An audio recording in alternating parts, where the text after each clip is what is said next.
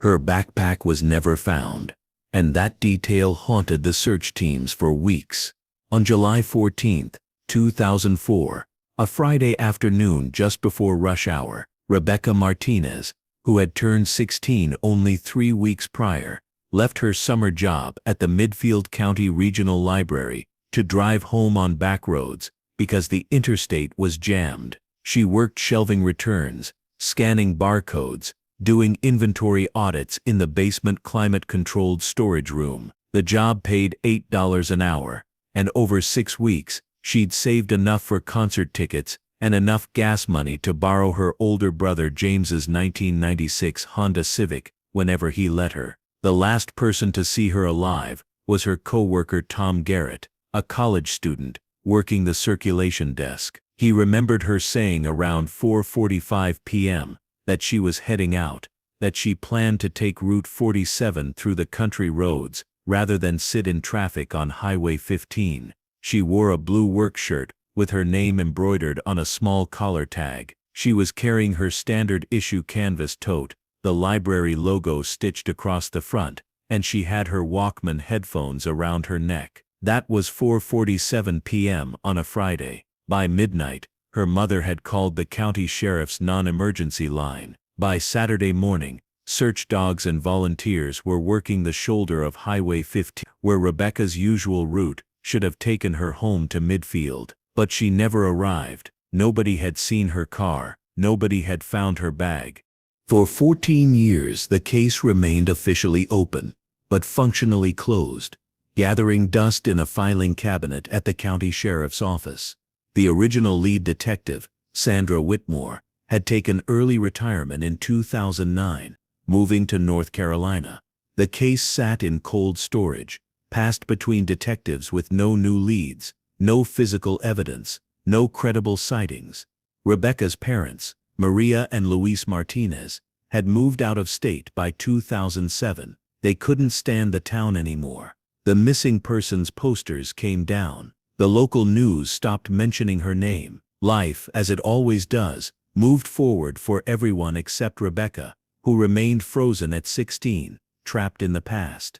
Then in November 2018, a park ranger named David Kelso was working on trail marker maintenance in Ash Ridge State Forest, a massive expanse of protected land about 40 miles northwest of where Rebecca had lived. The work was routine but important. The state had decided to update all the trail identification system that year, installing new red metal tags at regular intervals along the main paths. Each tag had a 5-digit trail identification number, and they were numbered sequentially. Kelso was using a cordless drill to secure new markers into oak trees, moving methodically from marker 30 to marker 45. It was a gray November afternoon, cool enough that he'd worn his Forest Service vest over a long-sleeved shirt. The forest was quiet, mostly empty of hikers, mostly just the sound of leaves and the occasional bird.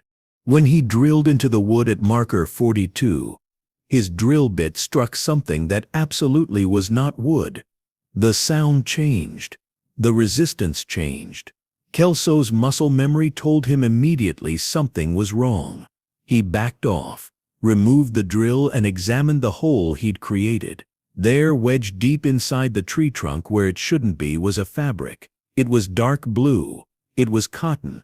It smelled faintly of earth and decay, the particular smell of something that had been underground for a very long time. Kelso pulled gently, and the fabric came free in his hand. It was a collar piece, maybe 4 inches square, torn at the edges. Sewn into the hem of that fabric, in fading black permanent marker, was a name, R. Martinez. Kelso stared at it for a long moment. He didn't recognize the name.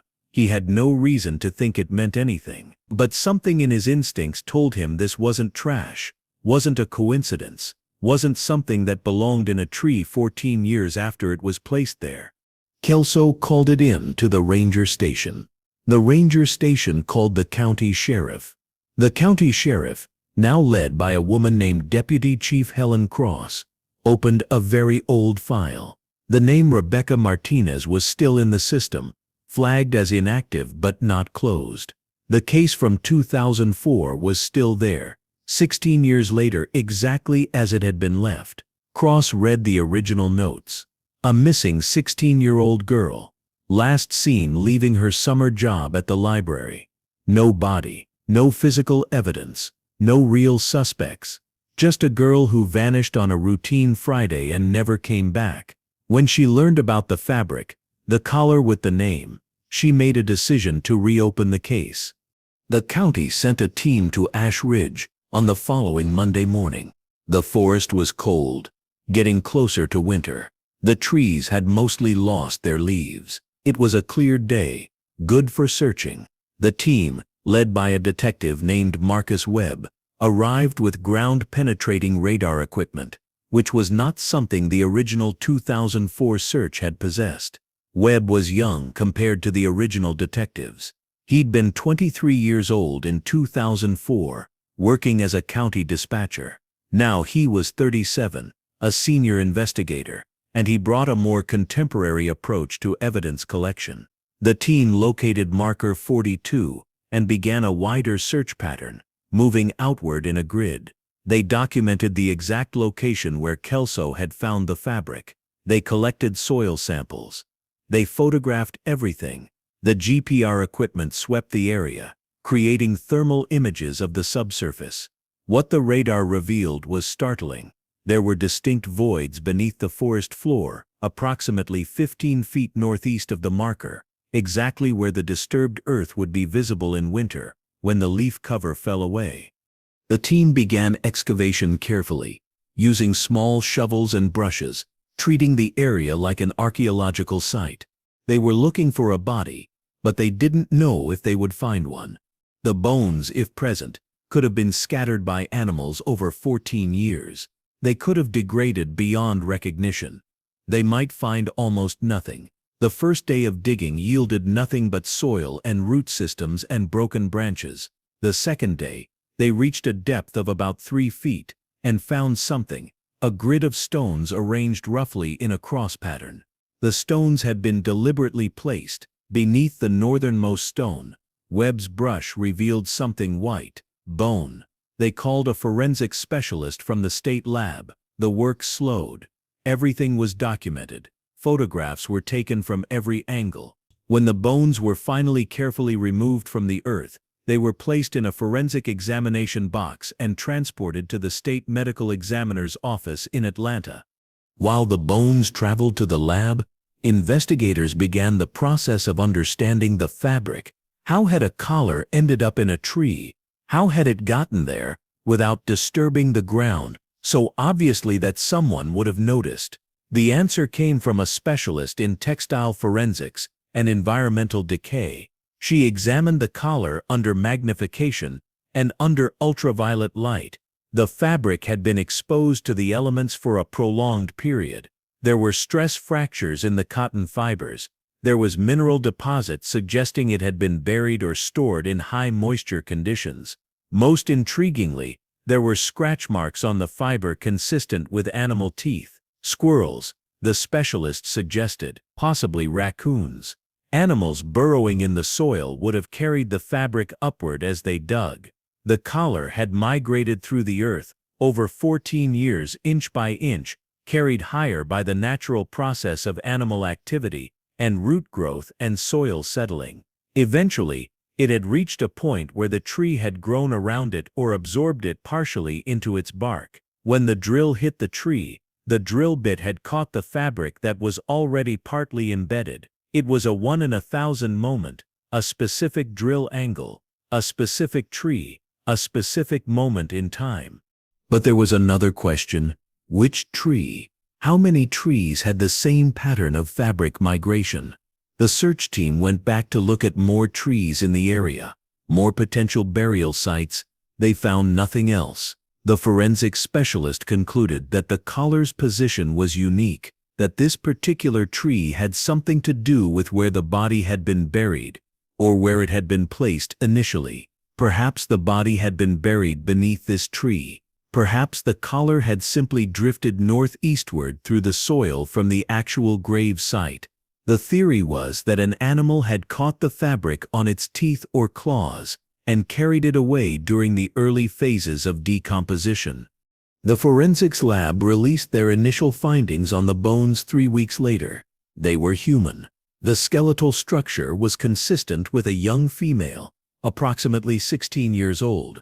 The bone density and growth patterns suggested someone who was still growing, not yet fully developed. There were trauma marks on 2 of the ribs and on the skull. The trauma on the skull was particularly severe, a blow consistent with blunt force impact, the kind of blow that would have been fatal or nearly so. The bones had been in the ground for approximately 14 to 16 years based on soil analysis, based on the mineral infiltration, based on the degradation patterns. The forensic pathologist's official conclusion was that the bones belonged to a human who had died approximately 14 years prior, which placed the death at 2004, the exact year Rebecca vanished. DNA testing was ordered. While the lab was processing the DNA, the detective team began a secondary investigation. If these bones belonged to Rebecca Martinez, why had she been in Ash Ridge State Forest? Her known route home would not have taken her anywhere near that forest. The forest was 40 miles away from her job. She would have had to deliberately drive in that direction, or been taken there by someone. Detectives started interviewing people from 2004. They pulled old witness statements. They checked historical weather records for July 14, 2004. The day had been hot, reaching 94 degrees Fahrenheit. The evening would have been sticky and humid. There had been no rain. The roads would have been dry. They began by interviewing Rebecca's immediate family. Her mother, Maria, was now living in Albuquerque. Her father, Luis, had passed away from a heart attack in 2012. Rebecca's older brother, James, was living in St. Petersburg, Florida. James had been 17 years old when Rebecca disappeared. He had been questioned in 2004, but only briefly. He'd provided an alibi. He said he was at a construction job in the afternoon and then came home. His story had checked out.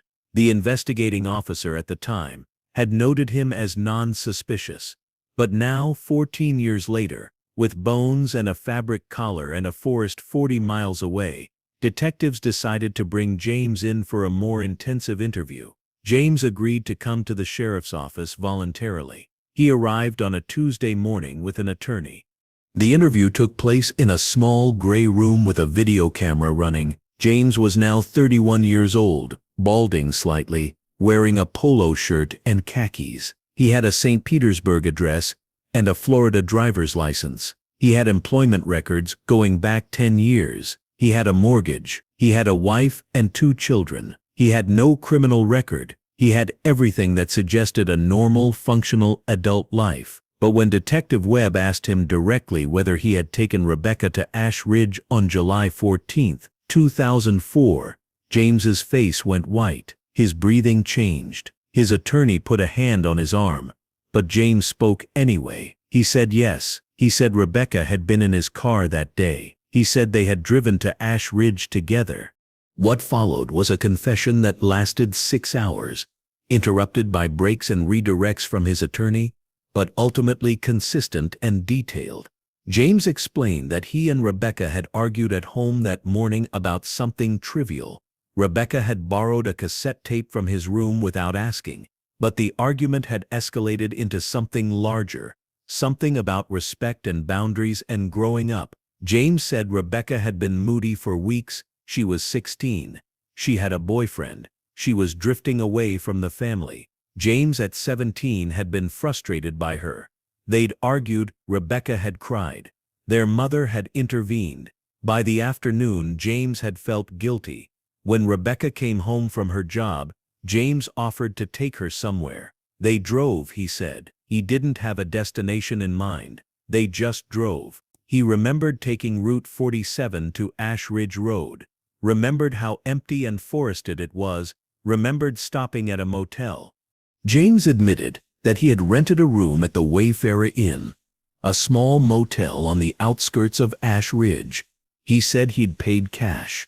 He said he wanted to rent a room where they could sit and talk, where they could be away from their parents and their house and their argument. He said he wasn't thinking clearly. He was 17. He didn't understand what he was doing. He registered under his own name and paid $38 for room 12. Rebecca was skeptical. She didn't want to go into the room. James insisted. He said he just needed to talk to her. He said the room had cable TV, and they could watch something, chill out, let the argument fade. They were in the room for maybe 20 minutes. Rebecca sat on one bed. James sat on the other. They watched television. They didn't really talk.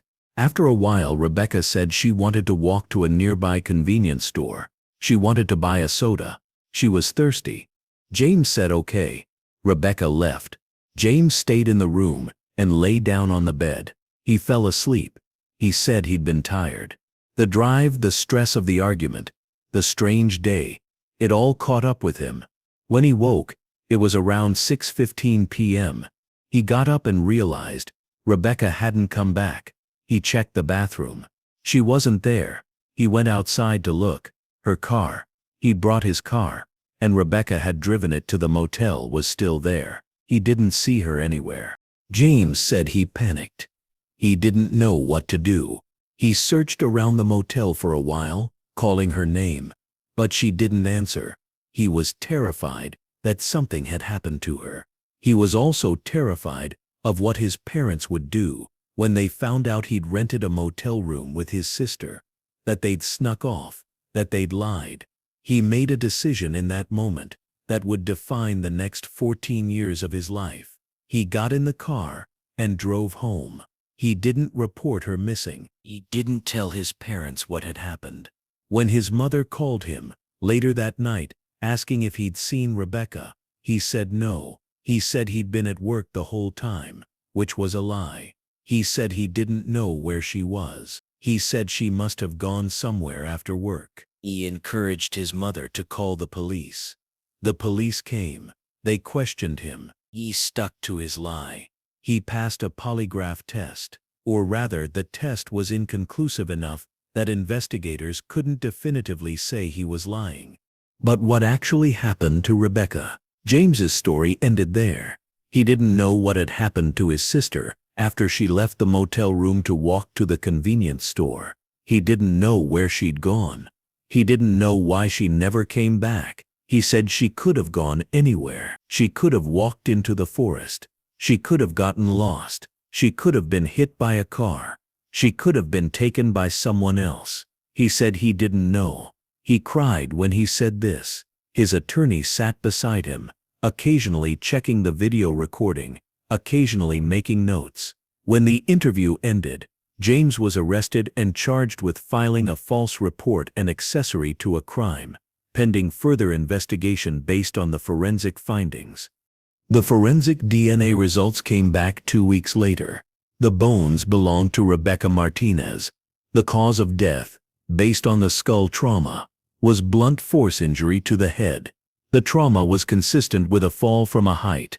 The forensic pathologist said, a fall from a rocky incline, perhaps. The force would have been enormous. The injury would have been instantly fatal, or very close to it. The pathologist said that Rebecca would have been dead within minutes. Suffering, if there was any, would have been brief. The body showed signs of having been deliberately buried. The stones arranged in a grid pattern suggesting intentional placement. The body had not been there the entire 14 years. There were drag marks in the soil, suggesting the body had been moved at some point in the first few weeks, perhaps after initial discovery or near discovery.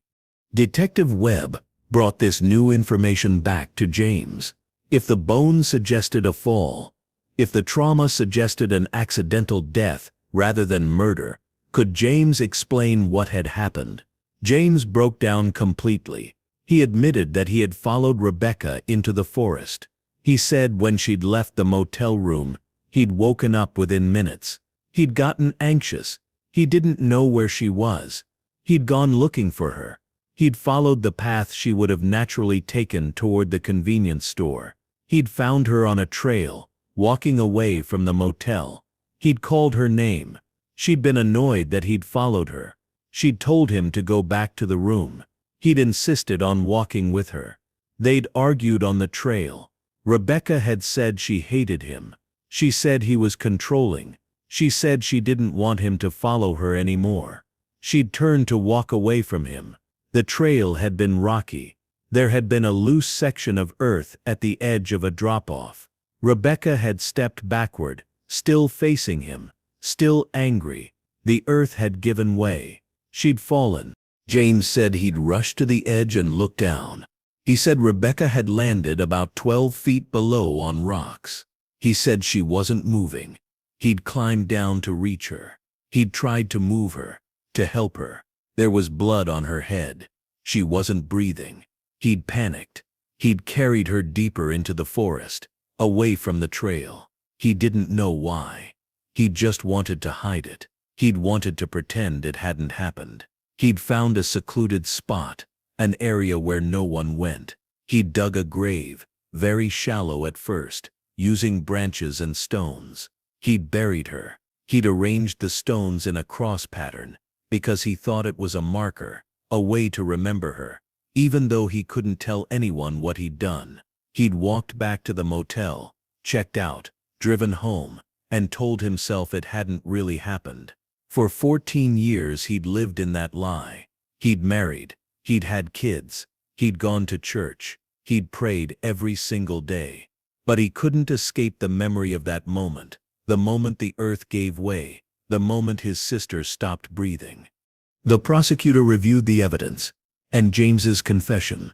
The forensic pathologist's assessment supported the accidental death narrative. The cause of death was consistent with a fall. There was no evidence of foul play in the forensic analysis. But James had still lied to police. He had still hidden a body. He had still obstructed justice.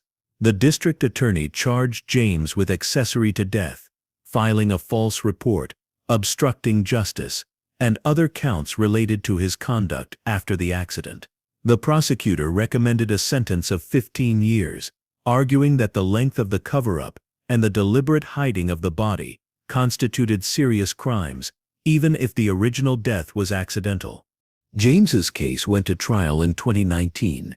His attorney argued for voluntary manslaughter or minimal charges based on the accidental nature of the original incident. The prosecution argued that James's conscious decision to hide the body, to lie to police, to maintain the deception for 14 years demonstrated consciousness of guilt and a deliberate obstruction of justice.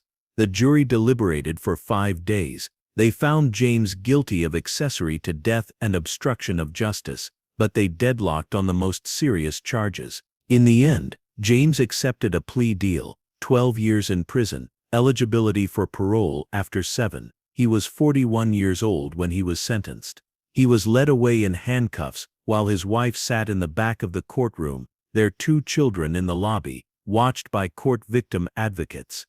Rebecca Martinez was officially declared deceased on November 15, 2018, 14 years and 4 months after her disappearance.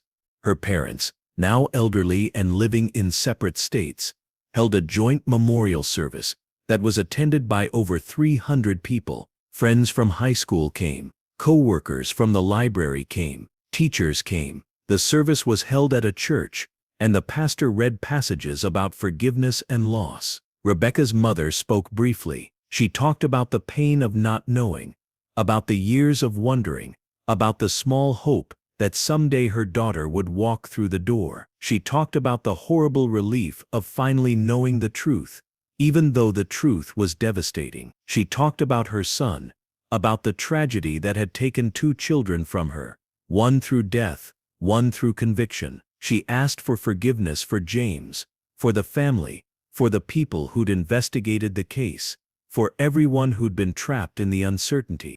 But there remained one unsolved element of the case, one detail that never quite fit with James's confession.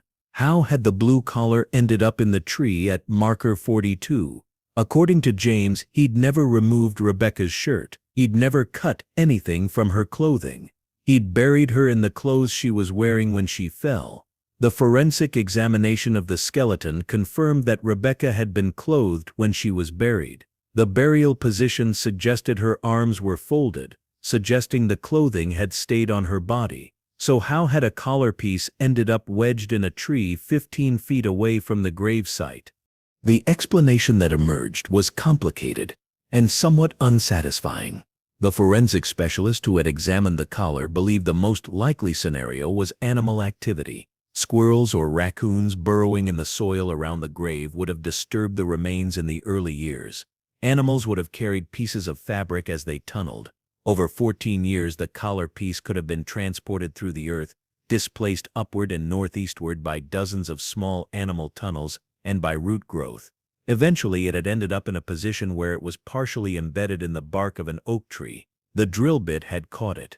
It was a statistical anomaly, a 1 in a million convergence of animal behavior and tree growth and soil chemistry, and a specific moment in November 2018, when a park ranger happened to drill into exactly the right spot at exactly the right angle. Some people were satisfied with this explanation. Others were not. In the years after the trial, there were online forums and Reddit threads suggesting alternative theories. Some people believed James hadn't told the full truth, that someone else had discovered Rebecca's body and moved the collar to the tree as a marker or a message. Some people believed the collar had been placed there intentionally by a third party in the early years after the burial, as a way to ensure the body would eventually be found. Some people believed the animal theory was too convenient, too much of a coincidence. They suggested that if animals had disturbed the grave, there would be more evidence of that disturbance, more scattered remains, more fabric pieces. They suggested that the collar placement was too neat, too deliberate, to be the result of random animal activity. The county sheriff's office reviewed these theories and found them all to be speculative and unsupported by evidence. There was no evidence of a third party in the forest. There were no additional fabric pieces or remains that would suggest extensive animal disturbance. The DNA testing of the collar itself, while inconclusive, did not definitively exclude animal contact. The investigators concluded that the most parsimonious explanation was that the collar had been disturbed by animal activity and transported through soil displacement over 14 years. It was an unusual coincidence, but coincidences do happen. The world is filled with unlikely events that nonetheless occur. The case was officially closed on December 1, 2018. Rebecca Martinez was memorialized. Her high school yearbook photo was published in several news articles about the case, finally giving people a face to put with the name. She was described in obituaries as a bright, artistic, kind person who'd had her whole life ahead of her. The library created an annual scholarship in her name, $50,000 per year, to students studying library science or information technology. James accepted his prison sentence. He began serving his time in a minimum security facility in the northern part of the state. He was 31 years old, and he would be roughly 43 when he became eligible for parole, assuming he served his full sentence. But the real mystery, the one that nobody could fully answer, remained: why had that collar ended up in a tree? The official explanation was animal activity and coincidence. The timeline was correct. The forest sector was correct. The tree was correct. The fabric migration theory was plausible based on soil science and animal behavior. And yet, for people who spent time thinking about the case, there was a lingering sense of incompleteness. An animal would have carried the fabric in multiple directions, surely. An animal would have left traces of its movement through the gravesite. An animal would have done this randomly, unpredictably, but it would have done it multiple times, creating multiple possible discovery points. The fact that only one collar piece was found, in one tree at one specific angle where a drill would catch it, seemed to suggest either the most improbable luck or some intention that nobody could prove. Maria Martinez, Rebecca's mother, never fully accepted the official explanation. In interviews with journalists, years later, she suggested that perhaps someone who knew Rebecca, someone from the town, had somehow discovered her daughter's grave in the intervening years and had deliberately moved the collar to a tree where it would eventually be found. She suggested that maybe the person who did this couldn't go to the police, maybe they were afraid, or maybe they had legal reasons to stay silent, but they wanted to help. They wanted to do something to ensure their daughter wasn't forgotten, even if that something was indirect and subtle. She said she believed in coincidence, but she also believed in intention. She said she believed that sometimes people leave markers in the world for other people to find, and that those markers are meant to communicate something, even if nobody can say exactly what. This mother's intuition, while emotionally coherent, could never be proven. There was no evidence of a third party. The case file was closed. James was serving his time. Rebecca was at rest. The forest at Ash Ridge went back to being a quiet place, a place where trails were marked with red metal tags, and where trees grew tall, and where animals moved through the undergrowth, doing the invisible work of moving small pieces of fabric through soil, year after year, until finally one piece emerged into the light, waiting to be discovered by someone who happened to drill into exactly the right tree, on exactly the right day. The case had answers, mostly. It had closure, mostly. But the complete truth, the reason Rebecca stood at that specific spot on a rocky trail, the reason she turned around, the reason the earth gave way, the exact nature of that final moment, that truth lived only in memory now, inaccessible, and gone forever. What remains is the question: when we lose someone, can we ever know them completely? Or does death always preserve some mystery, some element of their story that belongs only to them and the people they encountered in those final moments? And when objects from the past suddenly reappear, a collar in a tree, a receipt in an archive, a name in a database, what are they trying to tell us? Are they messages of intention, or are they just the random debris of time, the detritus of consequence, catching on sharp points and waiting patiently for someone to notice?